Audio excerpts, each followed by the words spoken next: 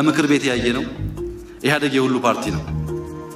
አሁን አጋር ድርጅቶች እዚህ ያላችሁ እንደምታዩት ኢህአዴግ ትናንት እንዳያችሁት ይሰዳደባል፣ ይነጋገራል፣ ይወቃቀሳል፣ ከዛ ደግሞ ይስማማል።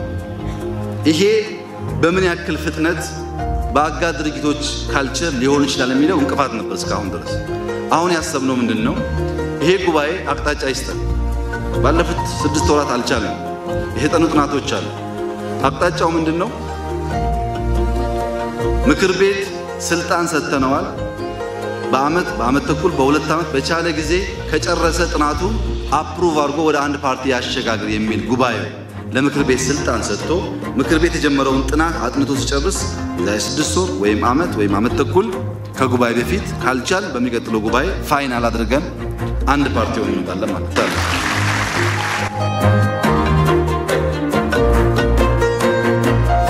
ሳናጠናው ከሆነም ችግር እንዳያመጣ ነው። እስከዚያ ድረስ ግን ጥናቱ 2 ወርም 10 ወርም የሚፈጅ ከሆነ እንደባለፈው ንግግር ብቻ እንዳይሆን ጉባኤው ከፈቀደ ከዛሬ ጀምሮ የአጋር ድርጅቶች ቸርማንና ፕሬዝዳንቶች የኢህአዴግ ስራ አስፈጻሚ አባል በ3 ወር የሚያደርጉ ስብሰባ ላይ ገብተው ስብሰባ እንዲያደርጉ እስከዛሬ አያደርጉም ነበር። የኢህአዴግ ምክር ቤት በ6 ወር የሚካሄደው ደግሞ ከዚህ ቀደም ቸርማንና ፕሬዝዳንት ተሳተፉ ነበር። አሁን እስከ 5 ስራ አስፈጻሚ ከሁሉም አጋር ፓርቲ ምክር ቤት እንዲሳተፍና ስሩ ታይም ካልቸራችን እንዲለማመድ ልክ ስንጨርስ ሚክስ ስናደርግም አንቸገርም ማለት ነው። ይሄን ጉባኤ ከፈቀደልን ከዛሬ ጀምሮ ቸርማኖቹን እንደዛ ለማድረግ ፍላጎት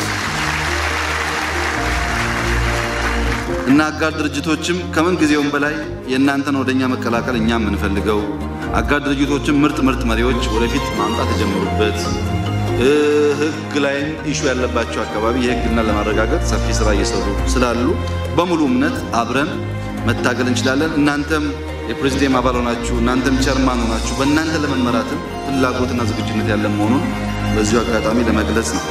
ጥያቄ ስታነሳ